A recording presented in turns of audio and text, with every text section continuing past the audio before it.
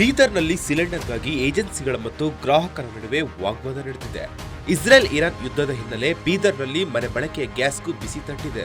ಬೀದರ್ನ Nehru stadium ಬಳಿಯ HP gas agency centre ಮುಂದೆ ಗ್ರಾಹಕರು ಸಾಲಾಗಿ ನಿಂತಿದ್ದಾರೆ. ಸದ್ಯ ಸಿಲಿಂಡರ್ ಸ್ಟಾಕ್ ಇಲ್ಲ, 5 ರಿಂದ 6 ದಿನ ಬಿಟ್ಟು ಬನ್ನಿ ಅಂತಿದ್ದಾರೆ. 15 ರಿಂದ 30 ಕಿಲೋಮೀಟರ್ ದೂರದಿಂದ ಬಂದರೂ ಸಿಲಿಂಡರ್ ಸಿಗ್ತಿಲ್ಲ ಅಂತ ಗ್ರಾಹಕರು ಆಕ್ರೋಶ ಹೊರಹಾಕಿದ್ದಾರೆ.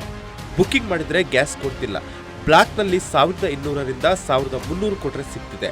ಸಕಾಲದಲ್ಲಿ ಸಿಲಿಂಡರ್ ಸಿಗದಿದ್ದಕ್ಕೆ ಬಹಳಷ್ಟು ಸಮಸ್ಯೆ ಆಗ್ತಿದೆ. ಗ್ಯಾಸ್ ಸೌದೆ ಏನೂ ಇಲ್ಲ, ಅಡುಗೆ ಮಾಡಿ ಊಟ ಮಾಡುವುದಾದ್ರೆ ಹೇಗೆ ಅಂತ ಗ್ರಾಹಕರು ತಮ್ಮ ಅಳಲು ತೋಡ್ಕೊಟ್ಟಿದ್ದಾರೆ.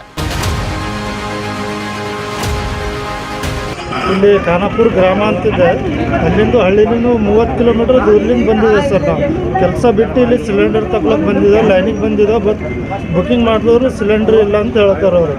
ಈಗ ನಾವು ಕೆಲಸ ಬಿಟ್ಟು ಸಿಲಿಂಡರ್ ತಗೊಂಡ್ರೆ ಈಗ ನಮ್ಮ ಕೆಲಸನೂ ಹೊಂಟೋಗಿದೆ, ನಮ್ಮದು ಇದೂ ಹೊಂಟೋಗಿದೆ.